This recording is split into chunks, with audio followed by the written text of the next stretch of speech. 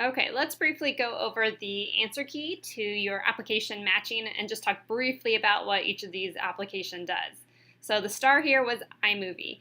iMovie allows you to make your own movies with your MacBook computer. You can import your own videos or film within iMovie and then piece them together to make movies. So both teachers and students have access to this. In fact, everything that you see here except for HoverCam are available on student computers as well. Okay, next up we have PowerPoint. Obviously that's Microsoft's slide creator. Similar to PowerPoint, here on our Macs we have Keynote. So Keynote is Apple's slide presentation tool. Personally, I really like Keynote a lot more than PowerPoint. And yes, I've used both in the past. Keynote to me just makes really crisp, clean looking presentations, so I highly recommend that.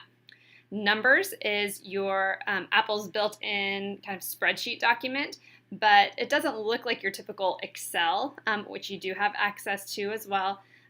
Numbers kind of makes you kind of design prettier products than just a spreadsheet and a grid. If you ever get a chance to look into it, you'll be surprised because it doesn't look like a typical spreadsheet. You can create tables and charts, but there's a lot more to it than that. Reflector 2 allows you to project your iPad or an iPhone onto your computer. So if you have iPads in your classroom and you're trying to demonstrate something on an iPad, you would use Reflector 2 to connect with that. Smart Notebook goes with our smart boards that we have in the district. So every classroom has either some sort of smart display. So Smart Notebook allows you to create smart interactive slides that you can project onto your whiteboards. HoverCam is the document camera that you'll find with many classrooms. We also have AverVisions in the district, just not as many as HoverCams. So it's likely that you'll have access to a HoverCam and you would use this software to use that document camera in conjunction with your computer. GarageBand. GarageBand is one of Apple's built-in apps. It allows you to create podcasts, which is pretty neat.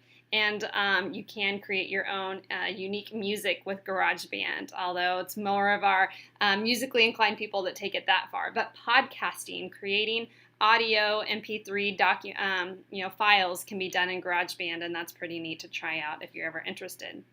iBooks is like your bookshelf for PDFs and other documents on your computer. So you'll find that one. We already talked about Excel. QuickTime. QuickTime is what I'm using right now to create this screencast for you. It's also the default application that will open up if you're trying to play a video or movie from your computer. You'll see that that opens up in QuickTime, but it also allows you to create screencasts and your own movies within QuickTime. So it's a pretty neat application there. Most people are familiar with Word, Microsoft's document creator. Okay, Apple's document word processor is called Pages, which is also very nice to use. I wouldn't really use Pages if you're writing a paper. Still go to Word if you're typing a paper out. But if you're creating a pamphlet or a flyer or something more visual, try using Pages. It's really nice. iBooks Author allows you to create your very own iBooks and publish them. They can then be on your iBooks bookshelf or pushed out to students. A neat tool to check out if you're ever interested. And then finally, Photos is Apple's built-in photo storage system. It's connected to the cloud where you can pull in your own photos as well. And then Photos can work in conjunction with a lot of these other applications to bring your pictures into iMovie or Keynote or Pages if you're working in one of those. So that's my brief overview of these different applications that come automatically on your computer.